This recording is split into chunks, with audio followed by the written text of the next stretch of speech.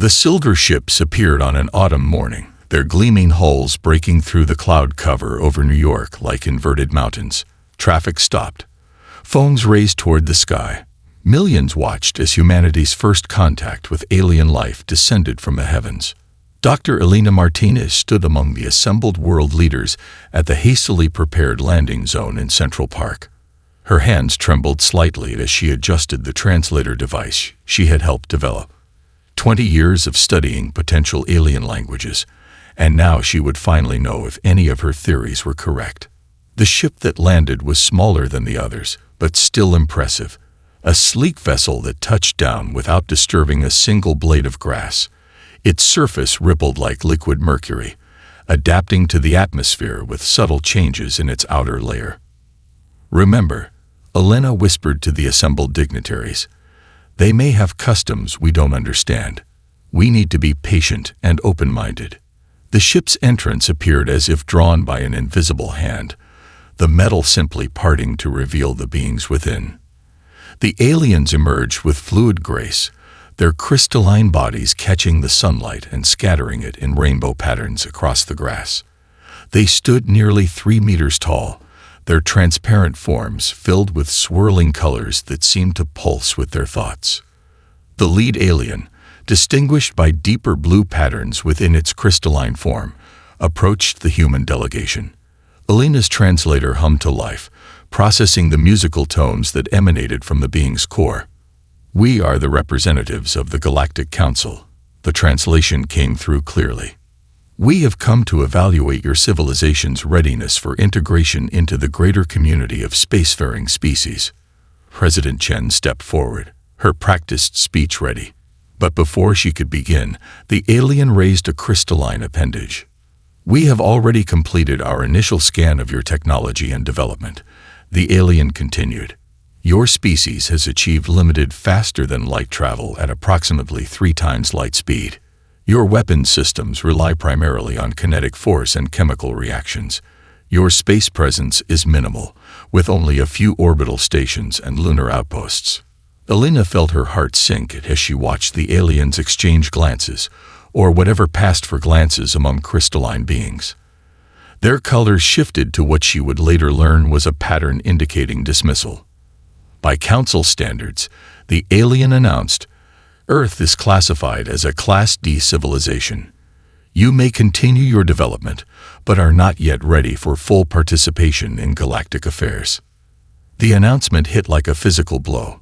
Humanity had reached for the stars, had broken the light speed barrier, had united much of Earth under common cause. And it wasn't enough. "If I may," Elena stepped forward, ignoring the startled looks from the political leaders. "We have made significant progress in multiple fields of science. Our understanding of genetics, our quantum computing achievements." "Yes," the alien interrupted, its colors shifting to what Elena's emotional analysis subroutine registered as condescension. "We observe your attempts at advancement. They are promising for such a young species. Continue your development. In perhaps a century or two, you may achieve a more acceptable level of civilization." Without ceremony, without further discussion, the aliens turned and walked back to their ship. The entire first contact lasted less than 15 minutes. As the ships rose into the sky, Elena stood with her fists clenched. Around her, the world leaders broke into heated discussions, their pride wounded, their hopes dashed. "Dr. Martinez," President Chen approached her quietly. "Your translator worked perfectly. At least we achieved that." Elena nodded, but her mind was already racing ahead. "Madam President, did you notice? They only scanned our civilian technology. They never asked about our military capabilities, our adaptive research, our—" "Save it for the emergency session," President Chen interrupted gently. "I have a feeling humanity's going to need every advantage we can get, even the ones our visitors were too proud to look for." As the autumn sun set over New York, humanity began to realize that our place in the galaxy would not be given, it would have to be earned. And perhaps being underestimated would prove to be our greatest advantage of all. Lieutenant Commander Marcus Wong sat in the darkness of Europa Deep Space Monitoring Station, his eyes fixed on the unusual readings flooding his screen. 3 years had passed since Earth's dismissal by the Galactic Council, and humanity had used that time well. The station, hidden beneath Europa's icy surface, was just one of dozens of listening posts scattered throughout the solar system. "Dr. Martinez, you need to see this," he called out, knowing the scientist would still be awake despite the late hour. Elena Martinez had transferred to the station 6 months ago, continuing her work on alien language and communication patterns.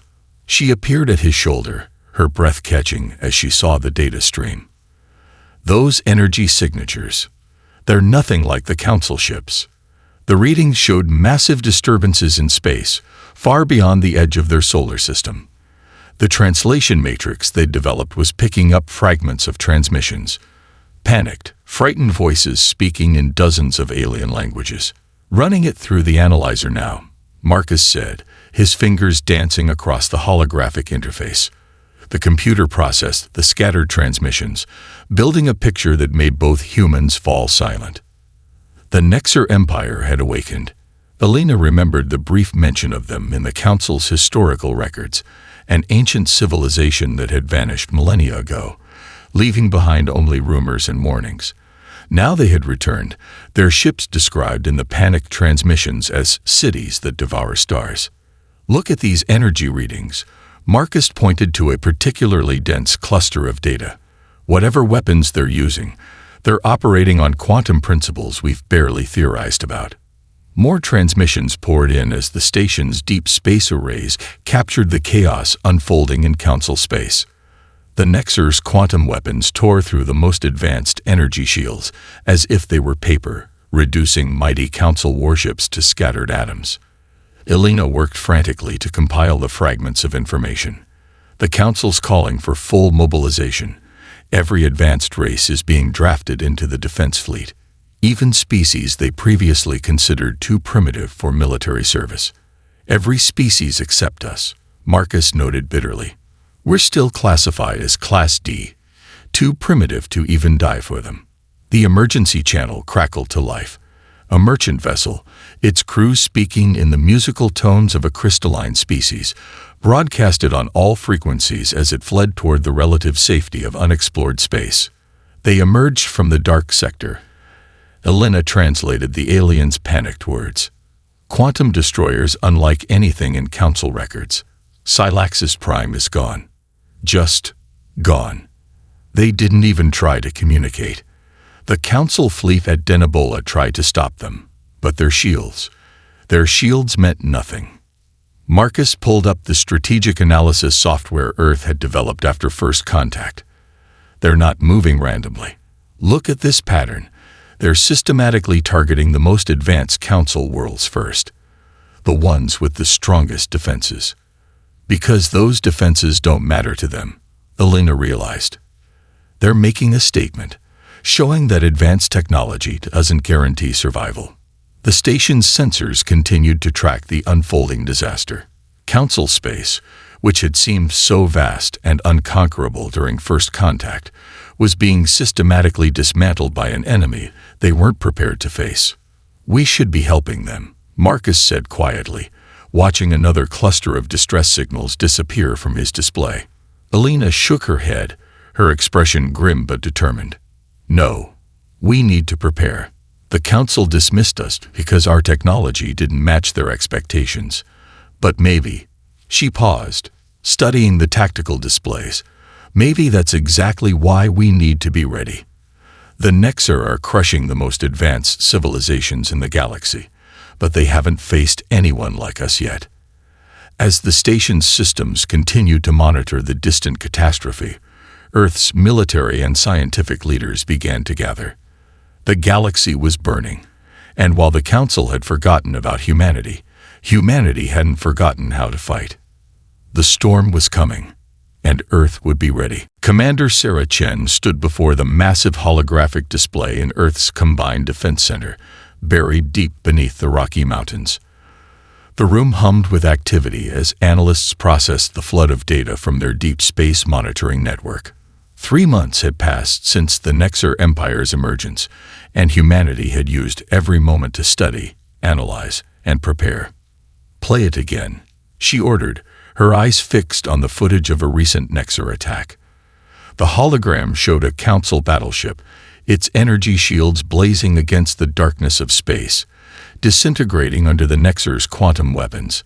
Something about this particular engagement nagged at her consciousness, like a whispered secret she couldn't quite hear. "Focus on Sector 4 of the debris field," she instructed. The computer complied, zooming in on a particular section of the battlefield. "Now overlay the structural analysis." Dr. Elena Martinez entered the command center, carrying fresh data from the Europa station. She paused, watching Sarah work. The commander had earned a reputation for seeing patterns others missed, a skill honed through years of studying historical battles. "There!" Sarah's hand shot out, freezing the display. "Look at the cargo pod that broke off before the main ship was destroyed. The one with the physical armor plating." Elena moved closer, studying the image. The cargo section, built to withstand the rigors of planetary entry, had survived notably longer than the main vessel. The quantum weapons, they're less effective against solid matter. Not just less effective. Sarah's eyes lit up with revelation. They're practically inefficient against it. The Nexar weapons are perfectly calibrated to disrupt energy fields, to shatter the advanced shields the Council relies on. But against good old-fashioned armor. She quickly pulled up other battles, focusing on similar details they'd overlooked before. Debris patterns, survival rates of different ship sections, the specific way Nexar weapons interacted with various materials. A pattern emerged, clear as daylight once you knew where to look. The Council races evolved their technology along a single path. Elena realized, excitement building in her voice. They went from physical armor straight to energy shields, and never looked back. They'd probably considered it primitive to use material defenses.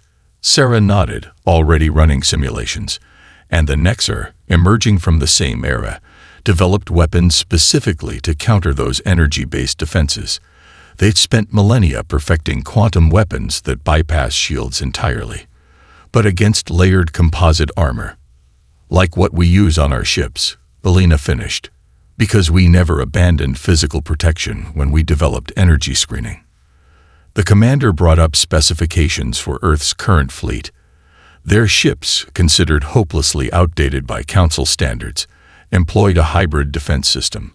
Energy screens working in concert with advanced composite armor, a combination born from humanity's tendency to keep improving old technology even while developing new ones.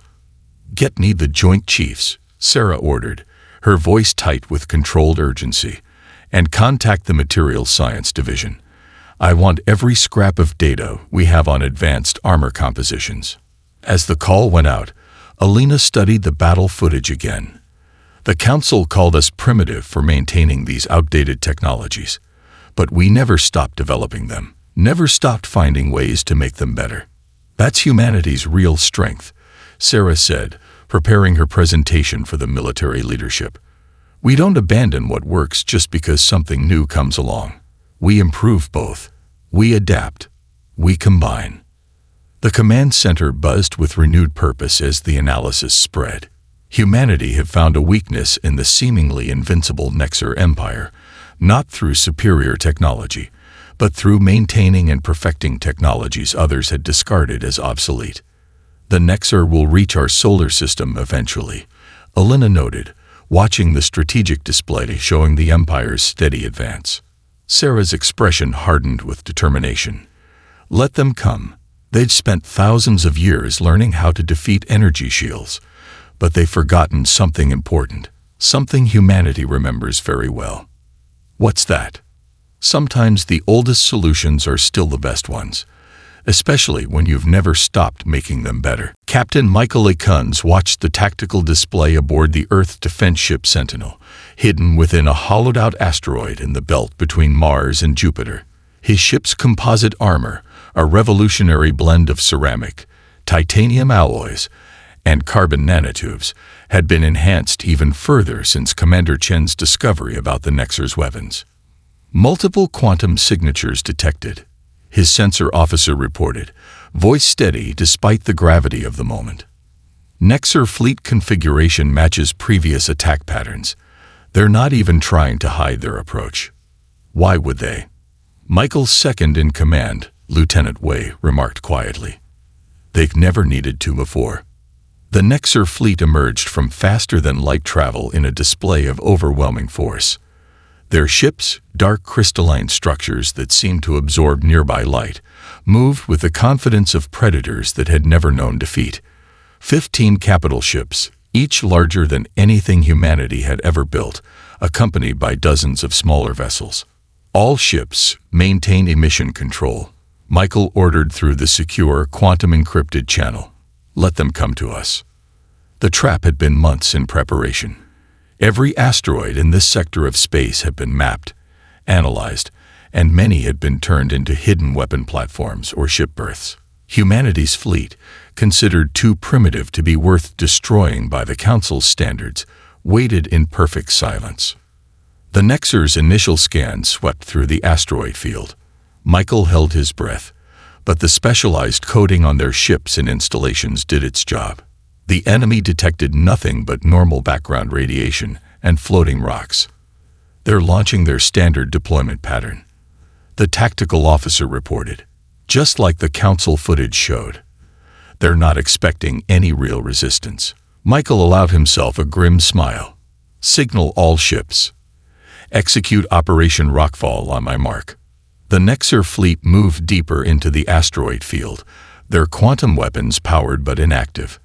They had destroyed so many advanced civilizations that finding a Class D world must have seemed like a simple cleanup task.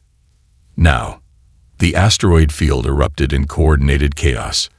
Dozens of hidden ships powered up simultaneously, while weapon platforms emerged from their rocky camouflage. The first wave of attacks wasn't energy weapons or quantum beams. It was a carefully calculated barrage of kinetic projectiles, accelerated to terrifying velocities by electromagnetic rails. The Nexar ships, their defenses optimized for energy weapons, took devastating hits. Their quantum disruption shields, so effective against advanced energy attacks, did little against solid tungsten rods moving at a significant fraction of light speed. Multiple direct hits, Tactical reported with fierce satisfaction. Their forward screens are failing to adapt. But the Nexar weren't the galaxy's most feared empire for nothing.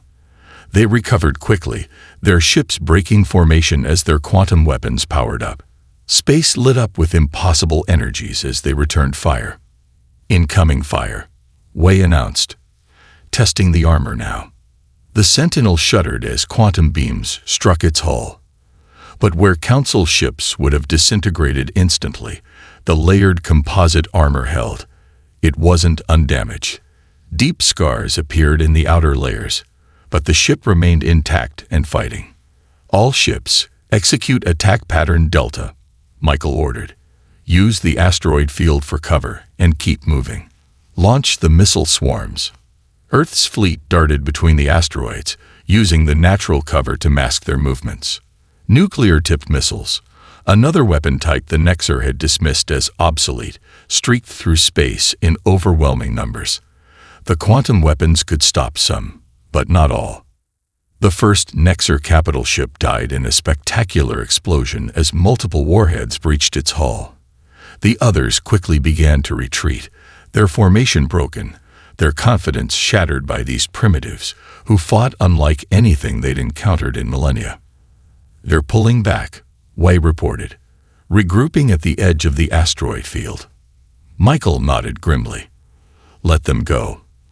Let them tell their leaders that Earth won't fall as easily as they thought. We've just changed the rules of their game. Through the viewport, he watched the Nexar fleet retreat. Humanity had won its first battle against the galaxy's most feared empire, not through superior technology, but by embracing the very solutions others had abandoned. The real war was just beginning, but now the enemy knew. Earth would not be an easy conquest. Admiral James Okonjo stood before the Galactic Council's emergency session, his dress uniform adorned with the newly minted Solar Defense Force insignia. The crystalline beings who had once dismissed Earth now waited in tense silence as holographic displays showed the battle footage from the asteroid belt. 3 Nexar capital ships destroyed, he reported, his voice steady and confident. 4 more severely damaged, all achieved without a single energy shield generator on our vessels. The council chamber erupted in a chorus of musical tones that his translator rendered as disbelief and confusion. The same representative who had classified Earth as primitive 3 years ago rose from their seat, their crystalline form flickering with intense colors. Impossible, they chimed. Your technology is centuries behind the Nexar. Your ships lack quantum resonance fields. Your weapons are based on physical projectiles and chemical reactions. Dr. Elena Martinez stepped forward from behind the Admiral, her presence requested specifically for this presentation. That's exactly why we succeeded. You evolved beyond physical armor, but we continued to perfect it. The Nexar's quantum weapons are calibrated for energy shields, not composite materials.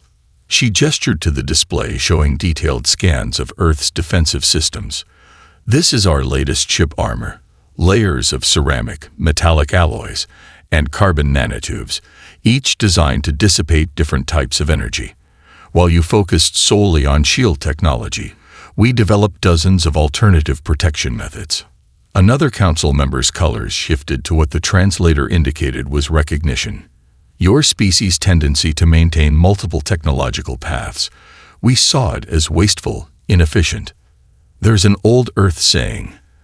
Admiral Okonjo smiled. Don't put all your eggs in one basket. We never abandoned physical armor when we developed energy screening. We never stopped improving projectile weapons when we created energy beams. Every technology we developed, we kept and refined. The tactical display shifted to show Earth's layered defense strategy. Our ships combined old and new technologies. Kinetic weapons alongside energy beams. Physical armor supporting basic energy screens. Each approach covers the weaknesses of the others. Elena brought up images of Earth's military history.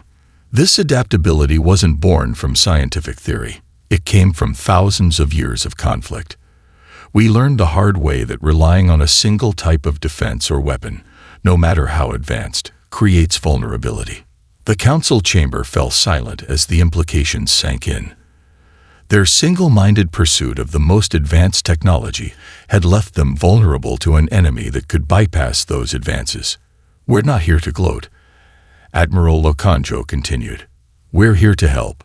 Earth is willing to share our composite armor technology, our tactical databases, our combined defense strategies. In return, we ask for full recognition and partnership in the fight against the Nexar. The council's leader rose, their crystalline form pulsing with deep blues and purples.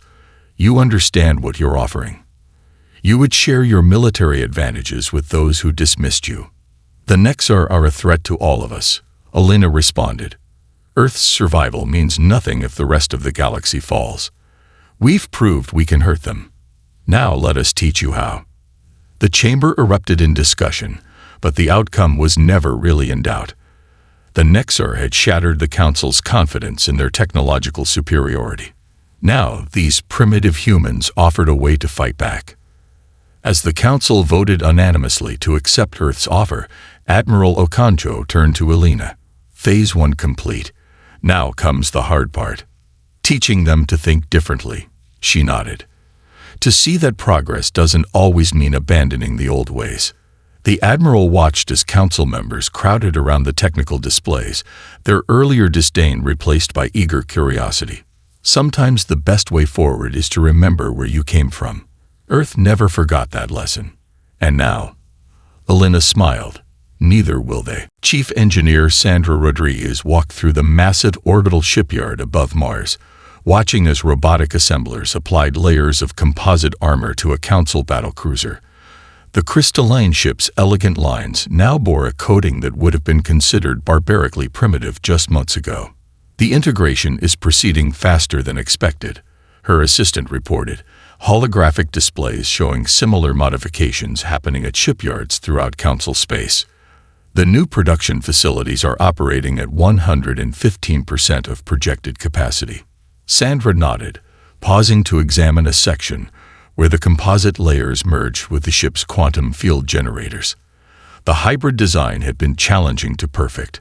Combining physical armor with advanced energy systems required completely new engineering approaches. Status update from the Jupiter yards. The communication channel crackled. First batch of modified Council destroyers completed their trials. Quantum weapon resistance increased by 400%.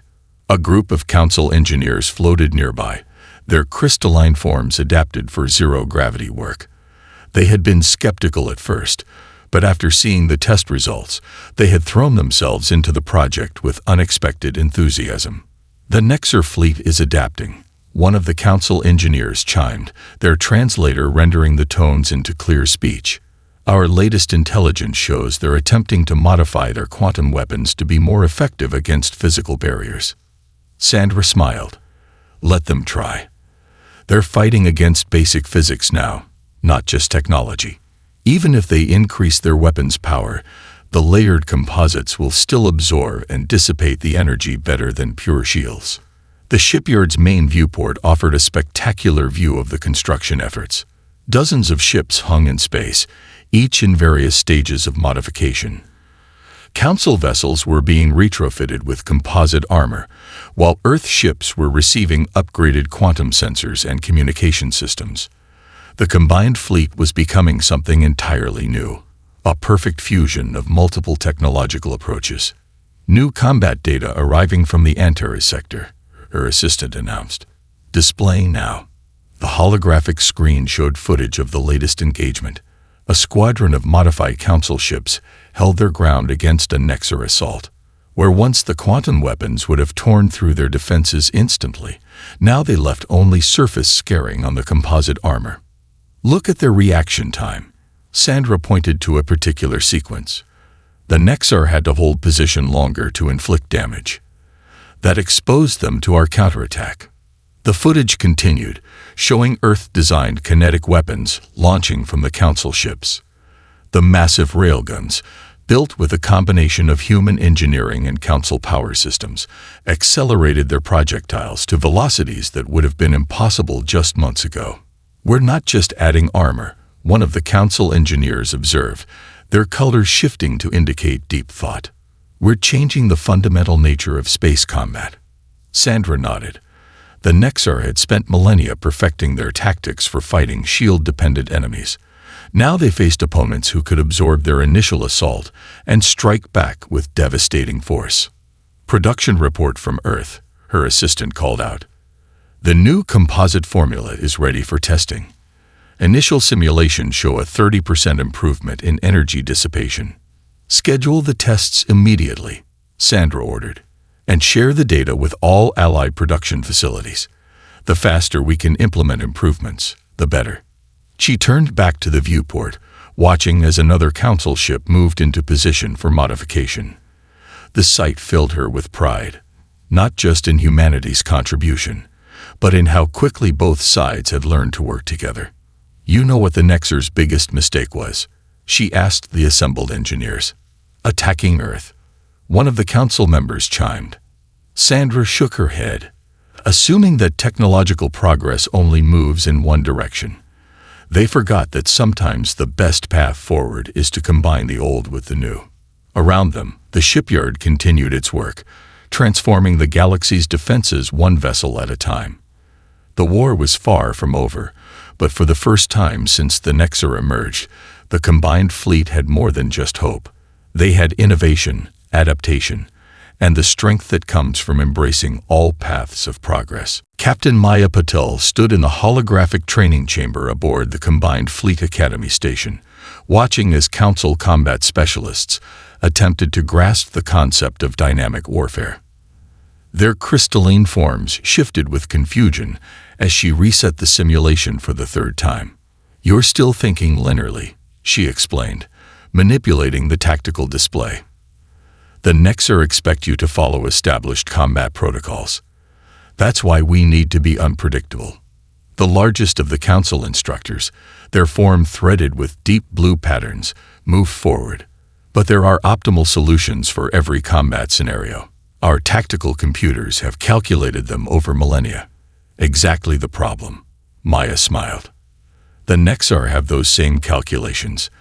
They know exactly how you'll respond to every situation.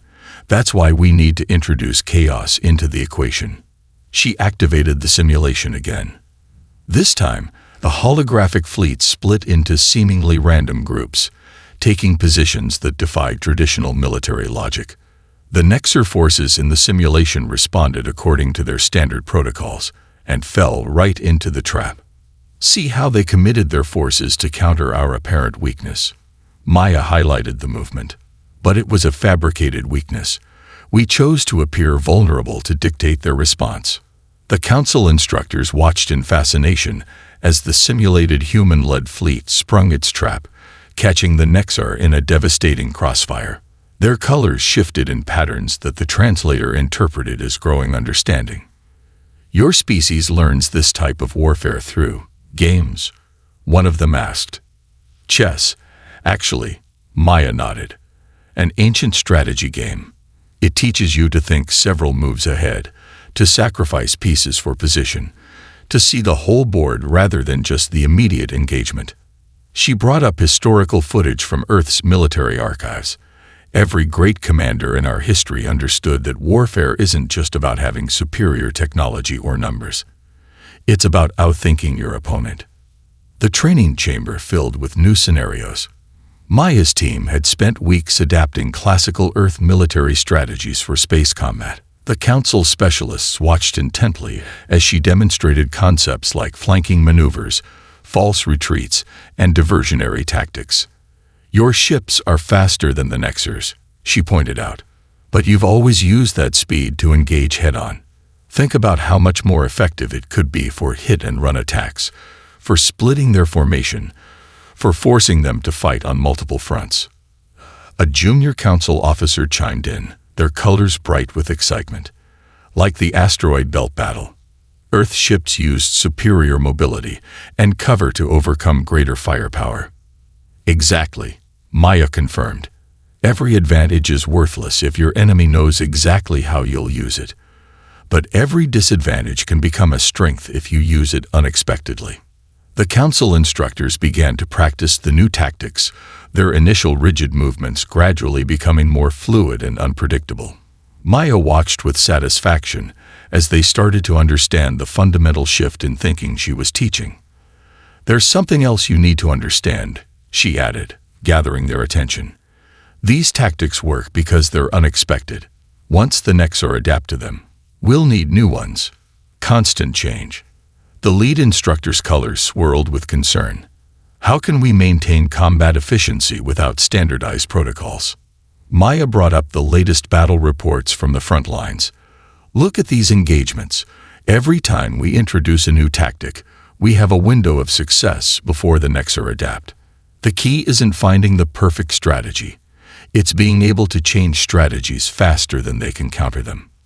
The training session continued as more Council officers arrived, drawn by reports of the revolutionary combat techniques being taught. Maya knew that each one of them would take these lessons back to their units, spreading the seeds of tactical innovation throughout the combined fleet. Remember, she concluded, the greatest weapon we have isn't our technology or our strength. It's our ability to adapt, to think differently, to surprise an enemy that believes they've seen everything. That's how humanity survived countless wars. And that's how we'll win this one. The combined fleet gathered at the edge of the Nexar Empire's home system, representing the largest assembly of ships in galactic history. Admiral James Okonjo stood on the bridge of the flagship Terran Dawn, studying the tactical display as final preparations were made for the decisive battle. All ships report ready, his executive officer announced. Council vessels confirmed their crews have completed integration training with human tactical advisors.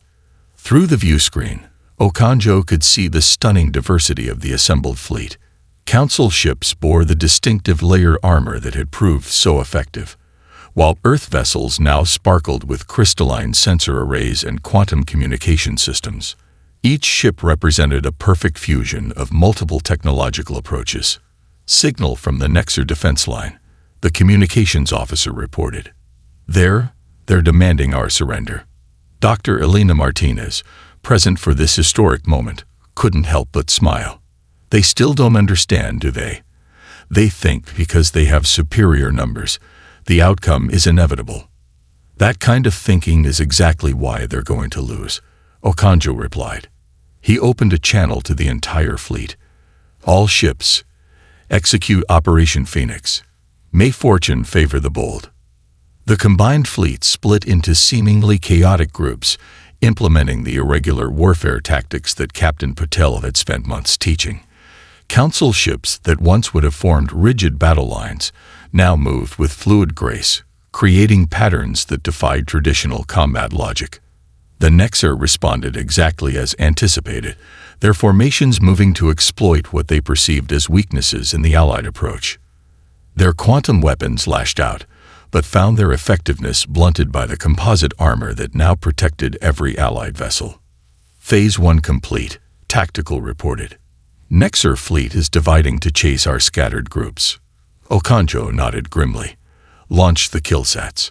Thousands of small, stealthy satellites activated, having been seeded throughout the system during the initial approach. Based on old Earth military satellites but enhanced with Council technology, they created a web of overlapping fields that disrupted the Nexar's quantum communications. "Their coordination is breaking down," Elena observed, watching the enemy fleet's movements become increasingly disorganized. "They've relied on instant quantum communication for so long, they don't know how to fight without it." "All ships, execute Phase 2, Okonjo commanded.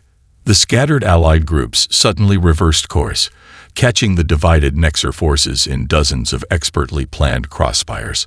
Railed guns accelerated projectiles to relativistic speeds, while modified energy weapons struck from unexpected angles. The Nexar tried to adapt, but faced with both technological and tactical innovations they'd never encountered in their millennia of existence, their responses were too slow, too predictable. Their mighty fleet, which had seemed invincible just months ago, began to crumble under the combined assault. "Their flagship is signaling," communications announced. "They're offering terms." The bridge fell silent. After so many worlds destroyed, so many civilizations shattered, the Nexar Empire was finally facing defeat, not from overwhelming force or superior technology, but from the combination of approaches they had dismissed as primitive. "Signal the Council representatives," Okonjo ordered. "The terms of surrender should come from all of us." As the diplomats began their work, Elena moved to stand beside the Admiral. "You know what this means for the galaxy's future. A complete reevaluation of how we measure advancement." He nodded. "The Council's already talking about a new classification system, one that values diversity of approach over pure technological achievement." Through the view screen, they watched as Nexar ships began powering down their weapons. The war that had threatened to destroy civilization had instead forced it to evolve, to recognize that true progress meant maintaining multiple paths forward, rather than following a single route to advancement. "Earth's classification has been officially changed," Elena mentioned. "We're now rated as a Class A civilization. Not for having the most advanced technology," Okonjo smiled, "but for understanding how to combine different approaches effectively. For teaching the galaxy that being primitive in some ways while advanced in others isn't a weakness. It's the key to survival." As the combined fleet secured their victory, the future of the galaxy looked brighter than ever. Humanity had proved that true civilization wasn't about abandoning the old ways for the new, but about finding ways to make them work together. It was a lesson the galaxy would never forget.